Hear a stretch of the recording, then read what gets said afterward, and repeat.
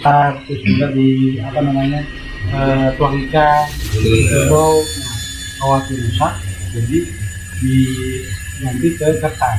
Aslinya ada di sini kita, masih lengkap aslinya, termasuk misalkan ini susunan pemimpin. Nah, ini kita bicara pengen Jakarta ya.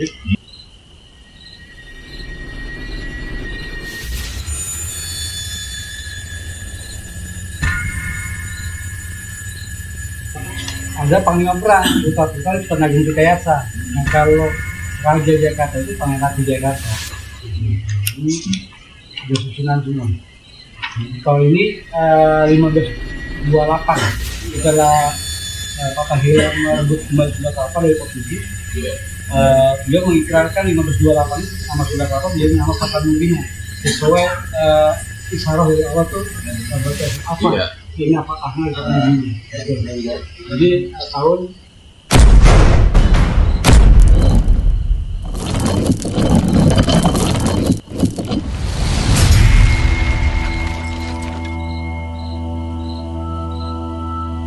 Sobat Budayantara, hari ini kita akan menelusuri jejak peradaban Islam Nusantara lewat sebuah perhelatan istimewa, ziarah situs dan bedah manuskrip di Makom Syekh Raden Muhammad atau Mbah Lontar, Jagakarsa, Jakarta Selatan.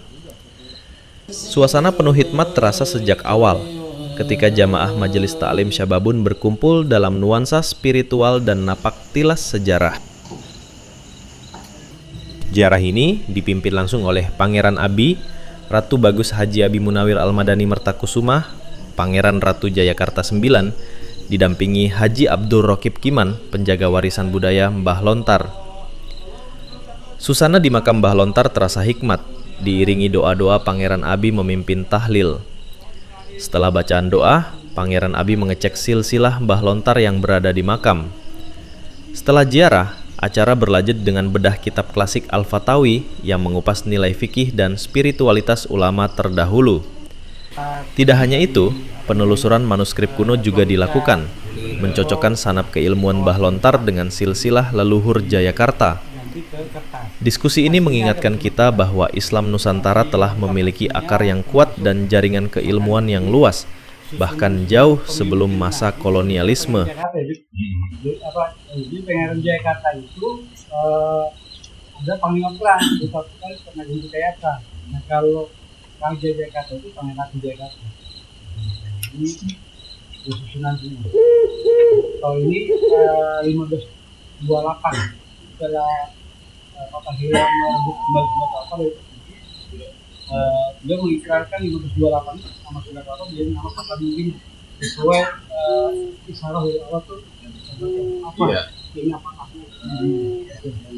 Jadi tahun hijriahnya itu 233, tapi tahun sakanya 1450, tahun aslinya 1528. Ini dan juga ini apa namanya, selain Sunda Kelapa itu namanya Sunda Kelapa Tapanulina, dia terbentuk kaum Betawi. Jadi Betawi kaum menyatukan antara itu pada tahun 1528.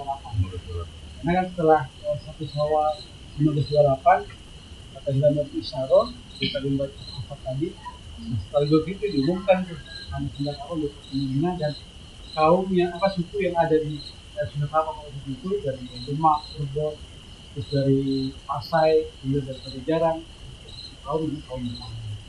Jadi kaum kemenangan sebenarnya. Terus kemudian ini Betawi punya kemenangan lawan Portugis. betul lah Portugis. Ya. Ini susunan Putin Portugis atau yang kalah saya bilang. Ini nasab usianya bukan Pasai dari 1 sampai ke 10. Ini kita tadi Patah Hilang. Jadi Pasai 10 dan Pasai 10 waktu digempur sama Portugis, orang-orangnya lari itu sama Palembang, kemudian pindah ke Sunda Kelapa. Jadi punya anak dan bawa anak tuh, anak 4,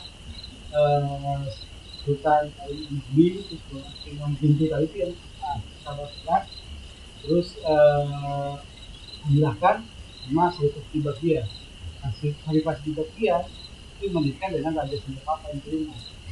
Itu dia Sunda Kelapa nih, ini apa istilahnya? Ini Raja Sunda Kelapa 1, 2, 3, 4 dan kelima. Nah, ada kelima apa yang 1, 2, 3 itu masih hidup. Iya. Yang ketiga keempat sudah masuk Islam. Ini ada juga lokupnya yang keempat ini dari Sunda Kelapa itu lokupnya Sahadatillah. Yang kelima ini nama lokupnya Al-Mahmud Najibullah. Nama Sunda Kelapa Samsaka Dinda Rama.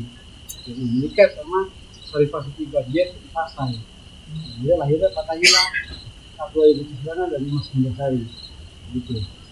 Jadi baru Fatahillah menikah sama Putri Demak, Ketua Ibu Kamsidi, Putri dari Empat Kasima. Itu anak paling bijak cuma di Belanda. Terus menikah bijak cuma itu jadi penapi ya kata dia menikah sama Putri Muhammadin. Jadi putranya Fatahillah bijak cuma dan Putri Muhammadin pertama Fatimah menikah dengan anak Ketua Ibu Lincoln. Menikah dengan diri kita, jadi turunan itu punya anak ini untuk aku semua hidup semua. Itulah yang berjuang setelah keinginan diri kita karena tidak dapat setelah yang kaum itu baru karena Mataram Ihsan benar kuat sendiri itulah membuat semakin kayak Papua sekarang Kekes sekarang Indonesia juga di Jakarta keluarga dari itu Mataram tuh. Nah ini sejarah Pabilakan itu kalau sejarah Pabilakan kata itu dianggap satu orang tapi dia antara paman dengan ponakan. Dari Sidang ini pimpinan Raja Jakarta ini. Pimpinan Raja Jakarta itu raja. Jadi kamu mau mungkin jadi Raja Jakarta pertama karena pada saat itu Fatahillah memberikan posisi Rasmani Munjati. Munjati itu wafat. Iya. Nah digantikan oleh Fatahillah nih yang menjadi ketiga. Dia menunjuk Maksudin menjadi Raja Jakarta tahun 1990. Jadi terus kemudian dia 20 tahun karena dia perintah dari ayah dia meninggal sebetulnya dia harus mendirikan Stadion Banten. Banten dia 15,2. Nah pas waktu pindah Fatahillah ditunjuk oleh Fatahillah itu dia cuma dari Demak menjadi Raja Jakarta kedua. Itu didampingi oleh Ujung Murtani dari Mataram untuk mendirikan kota pemilihan Jakarta. Jadi di Jakarta itu udah mulai tuh orang raja Jakarta harus punya ageman. Ageman itu ya pusaka simbol raja. Jadi Kristen kayak iya, kerja. ini penyatuan antara Ujang dengan Kris. Jadi Fatahillah menyatukan Pajajaran dengan Mataram. Nah, ini yang perintah bikin pusaka ageman ini kepada Jakarta itu Joko Tingkir. Nah, yang membuat Uyang, terus atas persetujuan dari Abdul. Yang menggunakan dengan Wijaya Keduman, dengan Abdul negara kaum, baru kedua kita tadi. Karena alhamdulillah ini ada di kita. Sri Jalaka. Ini termasuk manuskripnya juga. Nah, ini kembali yang ini yang kita banyak harus jadi dan kita masih belum ada pembanding menyamakan bahan pusaka sebelum Jakarta itu banyak metode yang sudah kita lakukan. Ini seperti apa namanya kayak batu gitu ya modelnya. Iya betul itu apa? Batu meteor. Jadi ini juga lengkap nih hubungan Jakarta dengan Demak ada. Di situ juga ada. Jadi setiap Raja Jakarta atau Jakarta itu dinobatkan itu bukan asal dan bukan Raja Jakarta itu seperti kayak Banten, Cirebon sama kota bukan. Jadi Jakarta itu punya hubungan pernikahan dari rahimnya Fatahillah dengan Demak dengan Cirebon yang sebetulnya kita dengan ini kan sejarah ada Sunda Kelapa. Semua ini dijelasin dari mulai kita baca. Jadi dari Siliwangi sampai ke Siliwangi lebih catat ini. Jadi Siliwangi yang mana yang ada saat itu berhubungan dengan Sunda Kelapa. Ini Siliwangi Prabu Surawi Sesa, Siliwangi terakhir. Karena dia memerintahkan anaknya Bupati Sunda Manggala untuk ke Sunda Kelapa. Di saat itu Fatahillah itu pintu hijrah waktu perang lautan bersama Pak Tulis dan Bintang Demak kedua.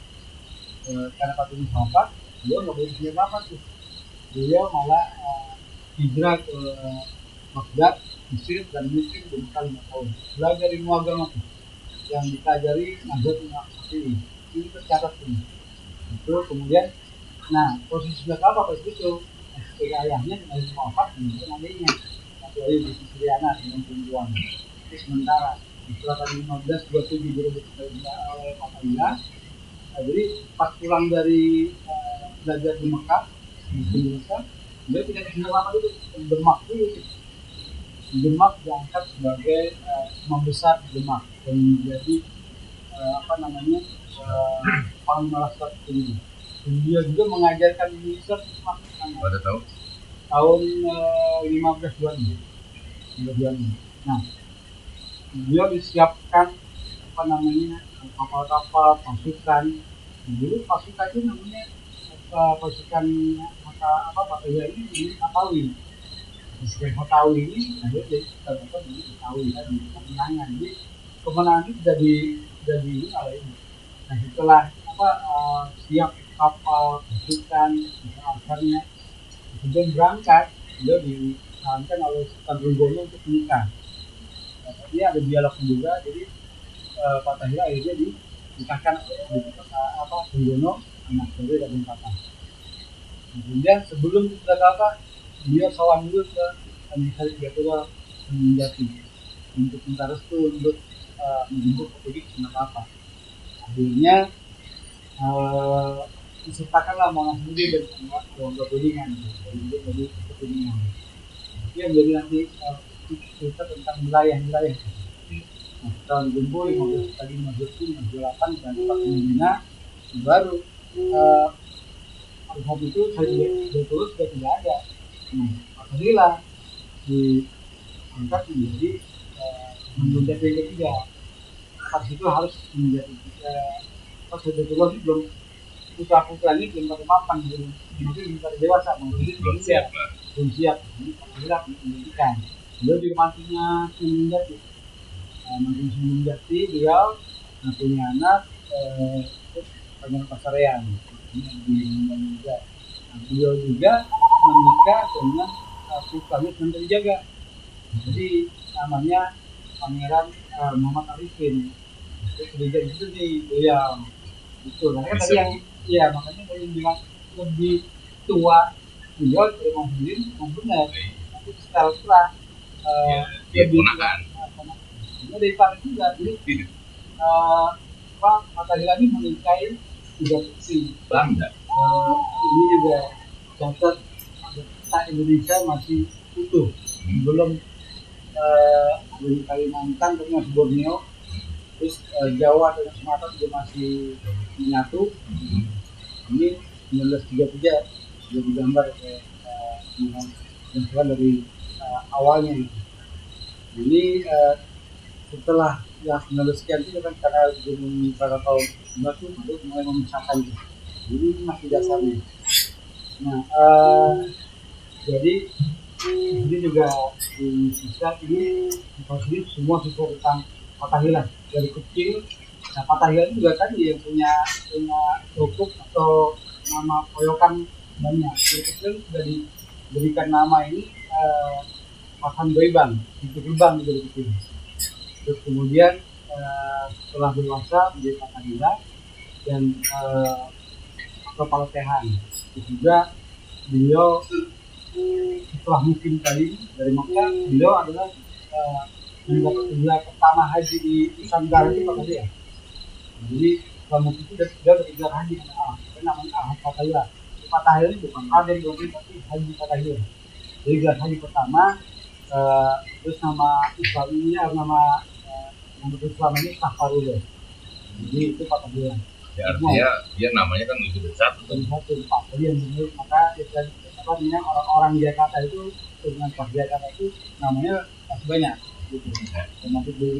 Ya mungkin gini, kita juga di sini mungkin karena dia jejak terakhir pindah dari mana sehingga dia tulisannya ada di sini. Ya mungkin itu nama yang terakhir itu. Yang kalau memang tadi ngomong namanya siapa? Timur dari tim. Nah, mau dari Dari bisa semakin makalan juga. ya. Karena kalau kita habis benang merah ke belakang, dia itu memang benar turunan dari Demak Bitoro. Dan kalau bicara cerita dia itu sebenarnya masih nasabnya Sunan Gunung Jati, jadi kebetulan memang beliau ini adalah cucu daripada Sunan Gunung Jati. Nah kalau dibandingkan bahwa Senghor asal lebih muda dalam usia, tapi dalam nasab dia lebih tua, makanya dia sampai dapat utusan untuk mendampingi kan dalam hidup bisa saja terjadi kan gitu. Nah, jadi setelah Mas Mudin 20 tahun di Jakarta dari anak Jakarta pertama, dia kan juga bahkan mendirikan Sambang di 15 kedua. Nah, yang pengganti Mas Mudin sebagai Pangeran Jakarta kedua, Pak Hela kali juga semua. Nah, beliau tadi Mas Mudin masih menggunakan keraton Jakarta, karena keratonnya dia hampir rusak. Ada juga harus bangun keraton Jakarta pertama ini keratonnya. Di tahun 1552 tahun 1547 dibangun, tahun 1509 sudah digunakan tahun. Nah, ini keraton pertama nih. Ini melambangkan keislaman dan keornamenan Demak. Ini kan Ornamen Demak. zaman kita ngaji bocah dulu kan kulit Al-Quran begini modelnya. Betul. Ini kan juga perang-perang, ini mungkin ada Jepang menggunakan penjara semua. Nah, tadi yang saya sampaikan bahwa ini sejarah Ijab Suma waktu dinobatkan oleh Fatahillah sendiri, karena langsung membawa Fatahillah tunjuk menjadi Pangeran Jakarta kedua. Nah, juga didampingi oleh Jum'at Tani. Inilah kepemerintahan struktur kepemimpinan Jakarta pertama dibuat oleh Ijab Suma. Jadi pertama itu Pangeran Jakarta itu rajanya, kedua Majlis Al-Fatawi. Majlisnya juga Majlis Al-Fatawi, Majlis Kemenangan. Jadi sebelum aparat ini majlis wajib, majlis itu dihidupkan. Lalu aparat ini. Ini itu menjadi semua ketika tingkat di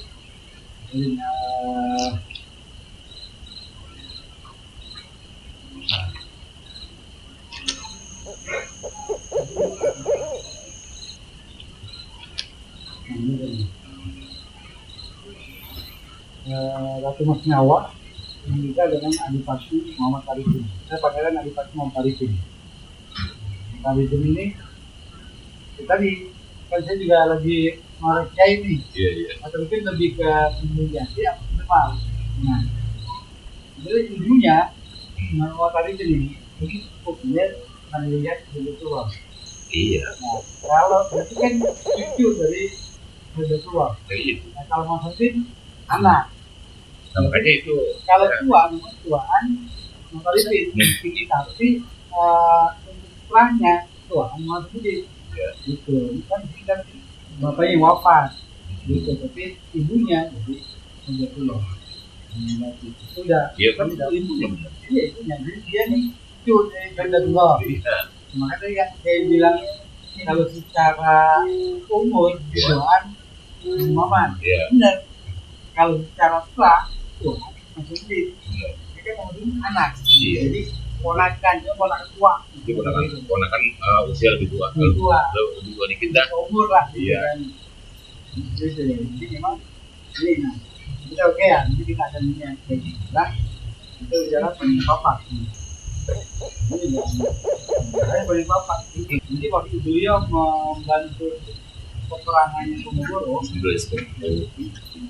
Ponorogo, jadi pas waktu Ponorogo diperangin sama Belanda, dia Paman membawa kembali pemberi Belanda untuk pulang. Sekarang dulu untuk wilayah alur perjalanan itu alur apa? Namanya dibawa pulang. Belanda kelapa. Tapi kenapa di situ nih? Pada waktu papak ini lewat di Gunung di Wanaraja, dia senang nih dengan sejarahnya, hidupnya, dengan itu. Nah, yang kayak dia termasuk berarti si apa namanya proses absen jalan bukan di Pak sudah berjalan. Dia kan memang makamnya di Jeruk begitu. Iya. Itu mau kita di sana. Iya disuruh di Jeruk. Dia berpanah begitu. Dia tidak memberikan tugasnya. Dia dengan dia katanya kalau diberi apa? Iya. Oke, udah kita jelaskan di tahun ini mereka berapa nih? Kayak kan gitu. Di sini kan mengatakan bahwa tahun sama Putri Banten dari Anugerah. Jadi kenapa dia dinamakan papak itu? Jadi penasihat itu apa beliau ini suka menolong orang. Jadi kalau ada orang tidak bisa di jawara yang inilah yang berbeda itu tantang karena dia cuma jelas. Jadi perannya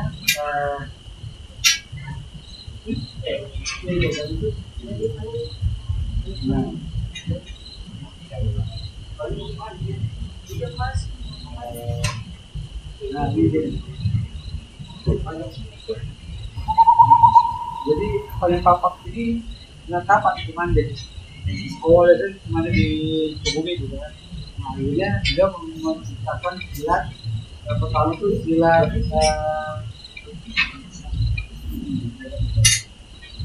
yang pertama punya ilmu silat Nyahong. Kemudian yang kedua Cikalang. Yang ketiga Nyahong Pintu. Yang keempat ilmu silat kajiannya sendiri dekat tapak di Mande. Terus dikasih nama itu Mande. Terus kemudian pukulan Bayu sama kelima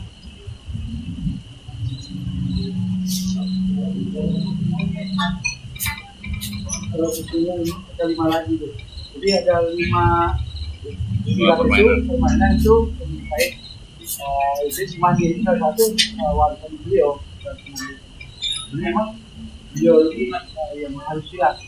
Jadi beliau menjadi Raja Jakarta ke-8. Jadi memang tadi yang itu kan susunan Raja Jakarta diktator pertama Muhammadin, kemudian ada Wijaya Kusuma, ini ada Ahmad dari Kutai di Kaum, kemudian ada Polisi Muka, Kutai di kami, di kita, itu Raden Pertadian, ikut dari Jepang, dia dari Singapura, tiga, yang ketujuh ada di Aliasa, ini titiknya dari Tanah Binti Aliasa, Ahmad Muhammad dan Papa ini Raja Jakarta terakhir. Ini putranya dari beliau jadi sedikit ke bawah pak 5 dari Tanah Tigrasa.